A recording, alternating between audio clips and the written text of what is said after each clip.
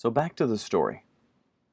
Okay, Adam was made of the things that are in our environment, made of soil, made of water and air.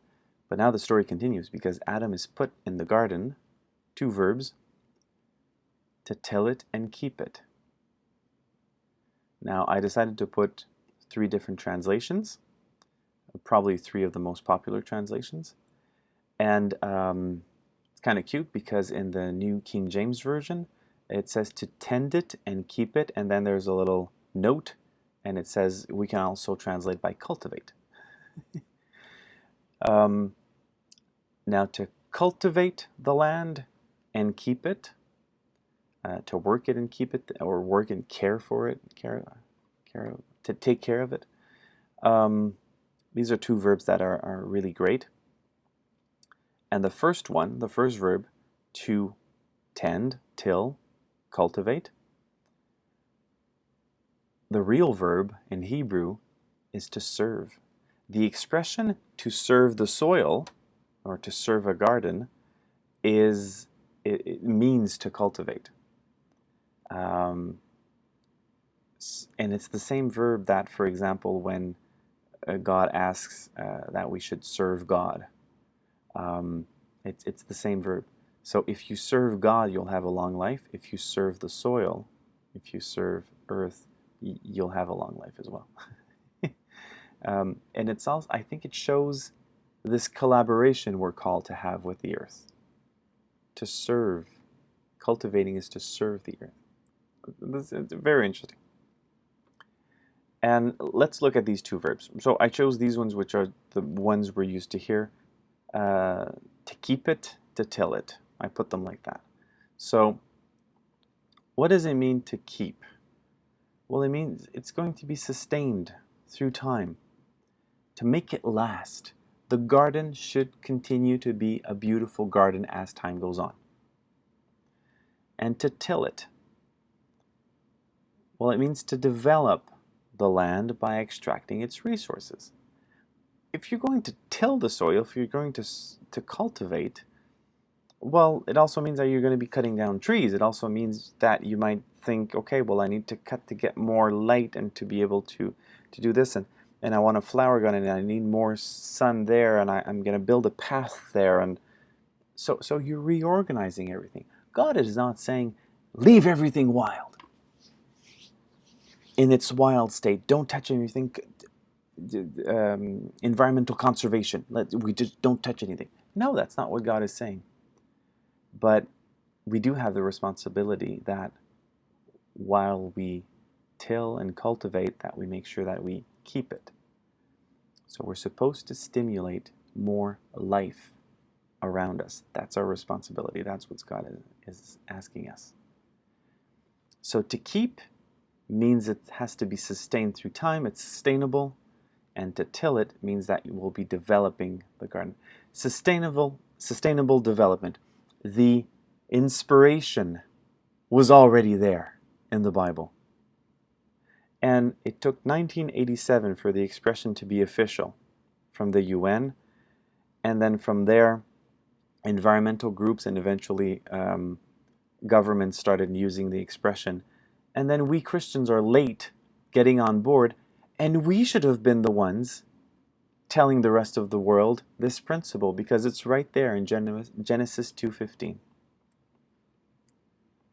Sustainable development can be presented in different ways, defined in different ways, but this is the classical one. So we have three spheres.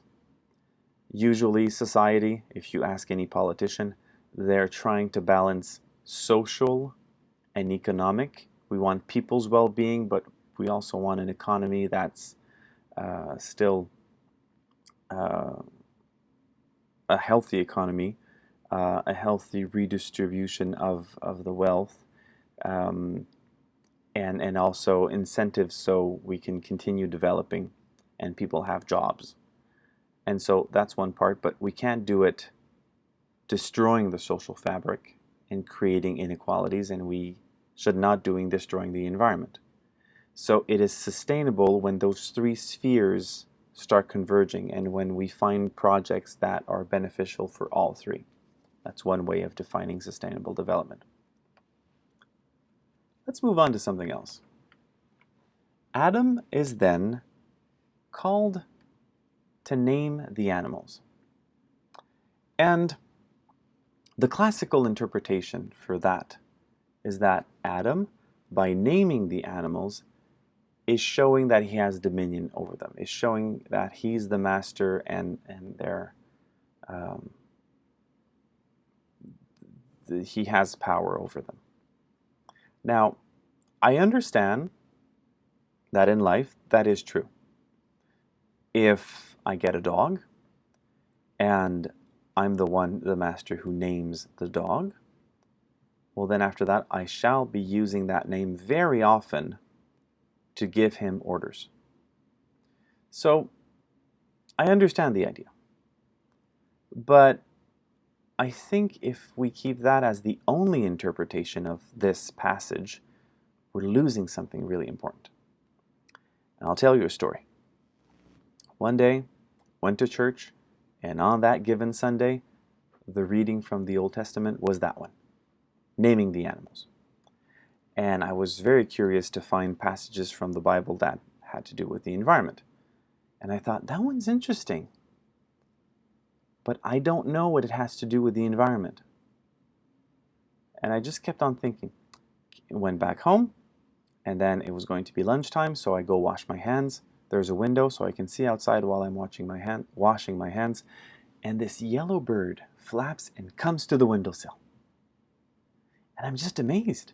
It doesn't happen very often. I mean, they usually perch farther away on the branches, but now it was at the window. Wow! A yellow bird! It's a yellow bird! It's And I had no idea what the name of the bird was. The species, I could not identify it. And then I thought, oh, you just explained it to me, Lord, this morning in that reading. When Adam starts naming the animals, he is recognizing their existence. If he doesn't name them, well then they're just a backdrop. They're just, it could almost be a painting. Just, it's part of his surroundings, but he doesn't know. But by taking the time of naming all of those animals, he is recognizing that they coexist. It's just like when I used to be an elementary student. At the beginning of the year, I would wait patiently until the teacher would be able to call me by name. And you've experienced this too. The teachers that go for weeks and weeks and weeks and weeks say, "You, it's your turn to read. You, give me an answer on page 3." It's not the same thing as saying, "Okay, Norman, page 3, could you read it, please?" "Oh, that's a good answer, Norman." "Oh, Norman, could you come here, please? I have a question for you."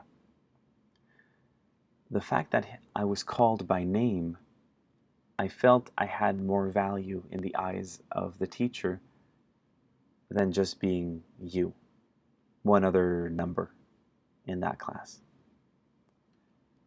So to be able to name the animals, it brings them into existence in our minds. They're there, but then if they don't exist in our minds because we can't name them, we're not taking care of them either. Let's go back to the quote. "So out of the ground the Lord God formed every animal of the field and every bird of the air, and brought them to the man to see what he would call them. And whatever the man called each living creature, that was its name." So what about these names? Hey, we hear some fishermen or some people in economy talking about the resource. Oh, the stock has gone down. Stock of fish. The resource, the resource. The name I'm giving it also attributes a function and its value. Oh, have you prepared the lab specimens?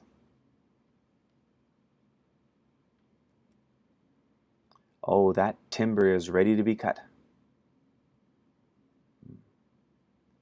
So see, we are giving names, but we can't really feel some intrinsic value. So recognizing the name, giving a name, it acknowledges the existence of that living being. It determines value and function, intrinsic value.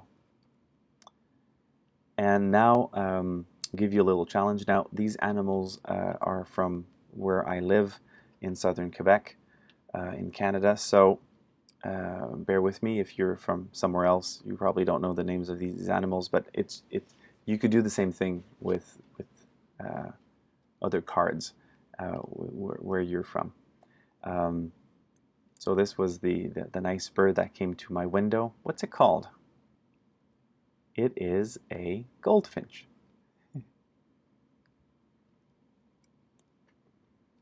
What is this one called? It's a shrew. What species is this?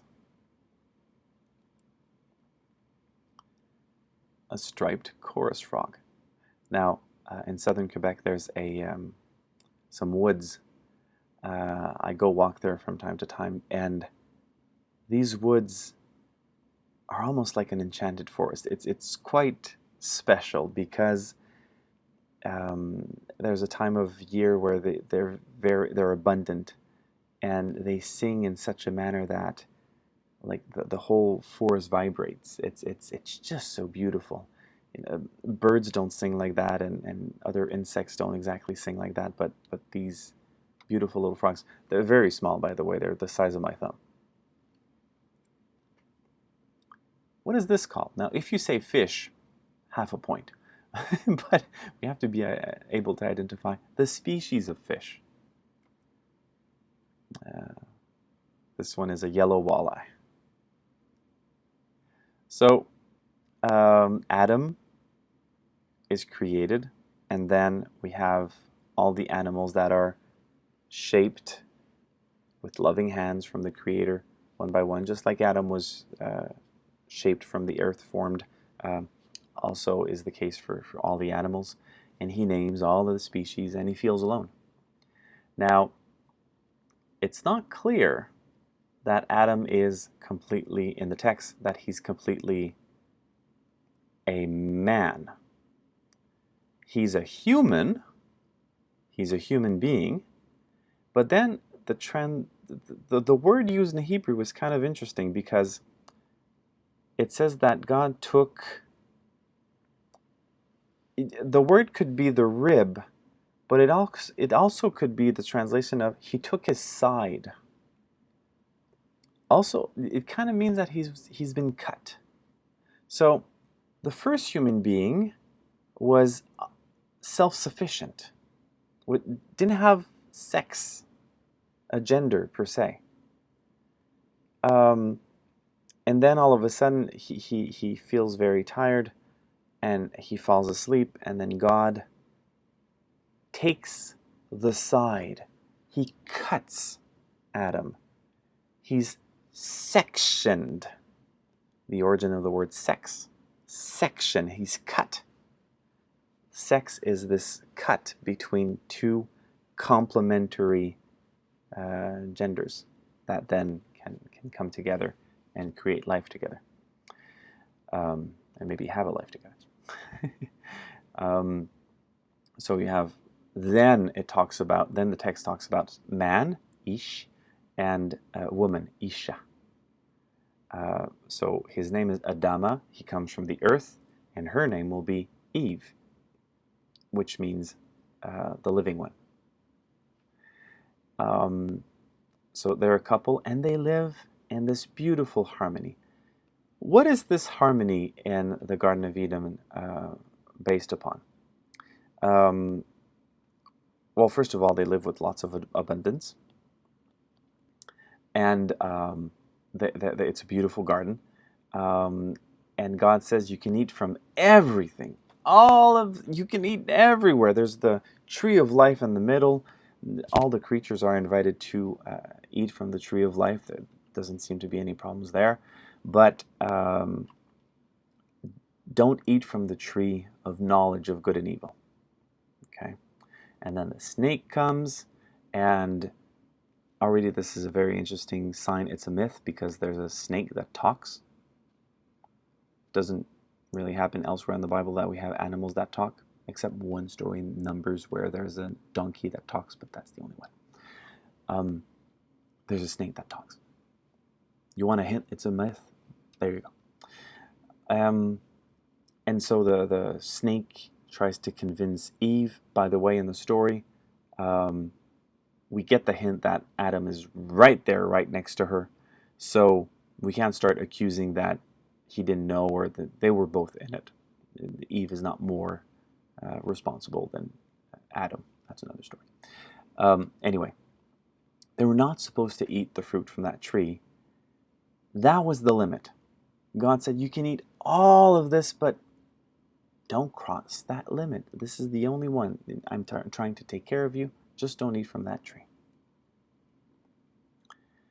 And finally, they eat. And why? They eat from that tree because they wanted to be like God, like gods. Okay? They wanted to know and decide for themselves what is good, what is evil. And so they transgress. What we feel in the garden for this harmony are fundamental relationships. The individual is in relation with other humans, with the earth, all the community of creatures, and with God. And so we're called to have right relationships with all of these in these three directions, and also to be conscious that others have other relationships all around us. Now, it becomes sin when those relationships are broken. And one of the biggest sins is when humans want to become a god. I think there are lots of situations in the common world where human beings try to be God. All of those who rise to power and just love that power too much. When we start playing with the DNA, which is the code of life, and try to decide and create new species and new living organisms, I think we're crossing a boundary when we do that. And we start testing and just using it in fields and not really thinking of the consequences. We're playing God when we destroy the environment, thinking it has no consequences because we want it for our own selves. Okay, so that's a way for us to be expelled from paradise. And so here we go. This desire to become God is like one of the ultimate limits that we should not cross. Also, this story is kind of a sign that we humans seem to always desire to have more. We have a problem with being content with what we have. We always want more, and we have to be able to limit that. And that's actually the idea. God is saying, look at all the abundance in the Garden of Eden. You can eat from the fruit of all of these trees, just not that one. There's a good reason why you should not touch that. Just don't touch it. That's the limit. And then they cross that limit. And then they're expelled from paradise. We lose paradise. And I think when it comes to environmental degradation, we have destroyed many of the paradises that were there. Or at least, very good ecosystems that were sustaining life in lots of places on Earth. And because we did not respect certain limits, we lost those paradises. We lost those very good places. And harmony was broken because of sin. And then this is the consequence. By the sweat of your face you shall eat bread until you return to the ground. For out of it you were taken, you are dust, and to dust you shall return.